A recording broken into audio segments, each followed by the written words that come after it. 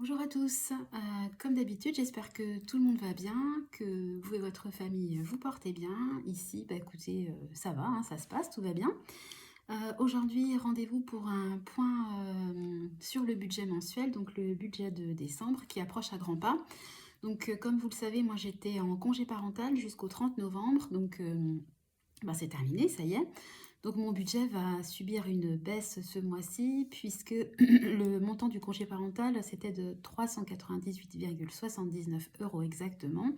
Donc bah, j'ai remanié un petit peu mon budget pour que ça suive son cours et puis que tout se passe bien.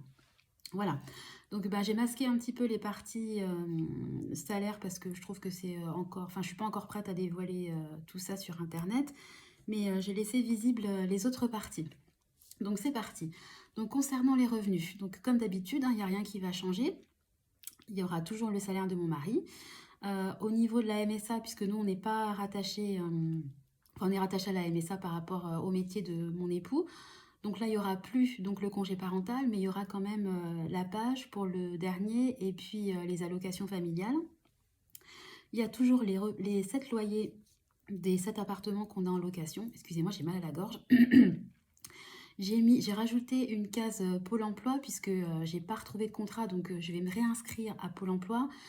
Bon, moi dans mon hypothèse de budget, je suis partie sur zéro parce que je sais pas combien de temps ça va mettre avant que je puisse obtenir de nouvelles indemnités. Et puis je préfère toujours partir sur une hypothèse la plus basse possible pour ne pas avoir de surprise. Si Pôle emploi, bah, ça m'est versé au mois de décembre, tant mieux. Si c'est pas versé, c'est pas grave, mon budget il est établi en fonction. Et puis j'ai rajouté une case épargne. En fait, je vais prélever de l'épargne qu'on a sur un compte spécifique pour payer la CFE, la cotisation foncière des entreprises, puisqu'on loue les 7 appartements en meublé et qu'on est considéré comme une entreprise, donc on doit payer tout simplement cette taxe. Voilà. Concernant les crédits, les dettes, il n'y a rien qui change. Là, on a toujours les 3 emprunts. L'emprunt pour la résidence principale et puis 2 emprunts pour 2 des biens qu'on a en location. Au niveau des dépenses fixes, toujours énormément de dépenses, hein. J'essaie vraiment d'être la plus exhaustive possible. Donc il y aura toujours les 20 € pour nos 2 téléphones, une trentaine d'euros pour la box et la télé. Donc il y a les 7 assurances pour les 7 appartements. Donc ça représente la totalité 45 € à peu près, je crois. Et l'assurance pour notre résidence principale, on la paye une fois dans l'année. Donc voilà, elle ne fait pas partie des charges mensuelles, mais ça n'empêche qu'on épargne quand même à l'année pour pouvoir la régler. Elle est payée au mois de mai. Là, on a les dons. Donc nous, on donne tous les mois 15 € à la CIMAD, 15 € à Greenpeace, 18 € à MSF, 22 € à Handicap International et 10 € à la Croix-Rouge. Les impôts, gros montant, 646 €. En fait, comme je vous l'avais dit, on a eu une grosse régule de septembre à décembre. Donc le dernier prélèvement aura lieu le 27 décembre. Donc gros mois encore au niveau des impôts. La cantine pour le grand s'élève à 31,20 €. On a eu la note par anticipation. La crèche pour le deuxième, je suis partie sur 400 €. Ça varie entre 320 à 400 €. Comme je ne sais jamais combien on va payer exactement, je suis partie sur l'hypothèse haute. La Vérissure, notre alarme, 50,49 €. Et puis l'essence, je suis partie sur une soixantaine d'euros. Je pense que je ferai le plein puisque je ne l'ai pas fait au mois de novembre. Je roule très très peu, on roule très peu, donc on utilise peu d'essence. Donc je continue sur les charges fixes. Au niveau du gaz, électricité, 170,72 €, l'eau, 23 €, les frais bancaires, 22 €. Mon mari a une carte Gold parce qu'il se déplace il travaille à l'export, donc il se déplace à l'étranger, donc on trouve que c'est nécessaire d'avoir une carte où il y a une bonne assurance. Il y a une assurance décès et puis une assurance vie. En fait, cette assurance vie-là, c'est de l'épargne pour nos enfants, mais elle est à mon nom. Et puis tous les mois, j'imprime des photos, je me fais un album, donc j'en ai pour 5,99 €. Donc voilà, ça c'est ce qui concerne les charges fixes.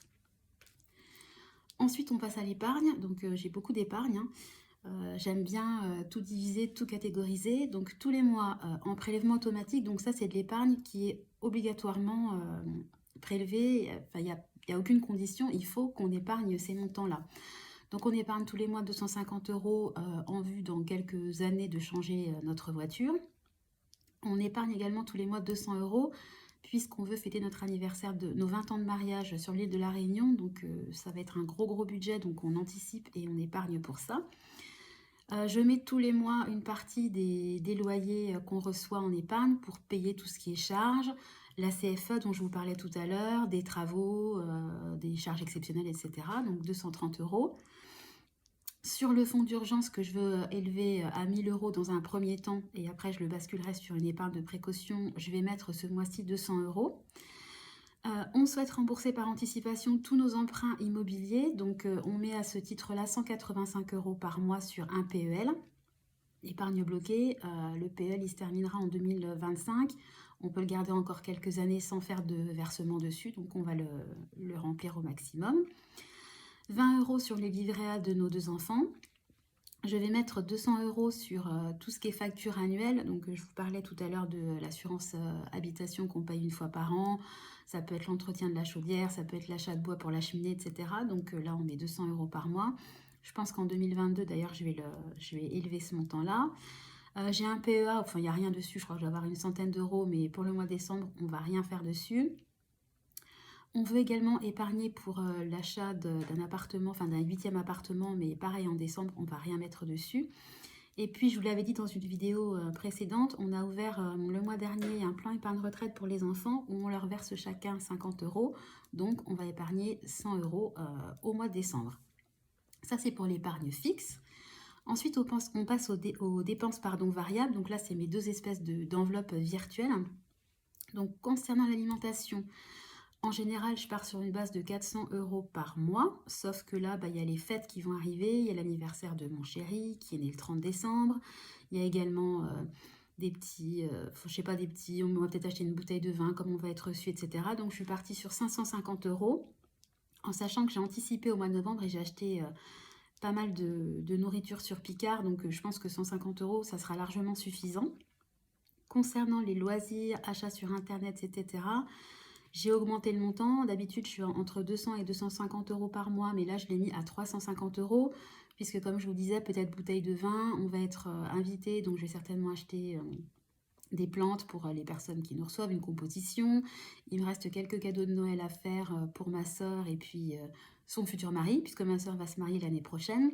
Donc ça va faire partie d'une nouvelle enveloppe que je vais ouvrir dès janvier 2022, puisqu'elle va faire, je pense, une cagnotte. Il va falloir qu'on trouve des petits costumes pour les enfants. C'est pas sur place, donc il va falloir qu'on aille dans un gîte. Enfin, ça chiffre vite, donc je vais faire une enveloppe spécifique mariage de ma sœur. Et puis, dépenses variables, il y a la fameuse CFE qui s'élève à 720 € cette année. Donc, au niveau des dépenses variables, j'en suis à 1620 € pour le mois de décembre.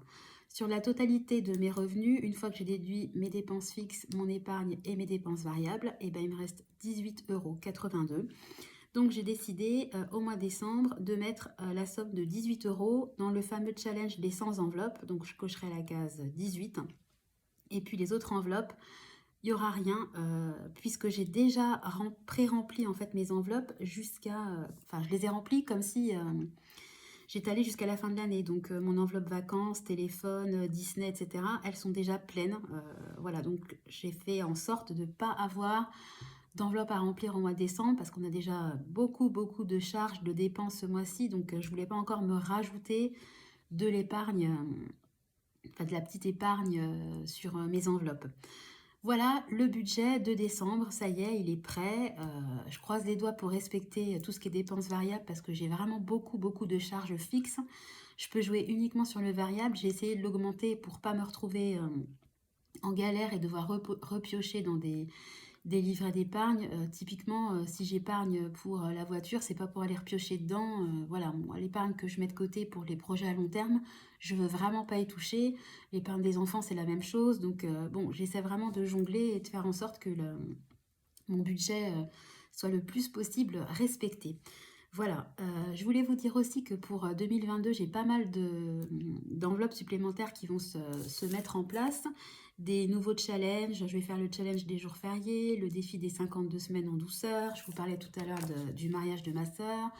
J'ai prévu pas mal d'enveloppes supplémentaires, donc là je travaille sur le budget 2022 que je vous présenterai prochainement. Voilà pour le point du budget le futur budget du mois. J'espère que la vidéo vous a plu. Oui, j'avais juste un petit truc à rajouter.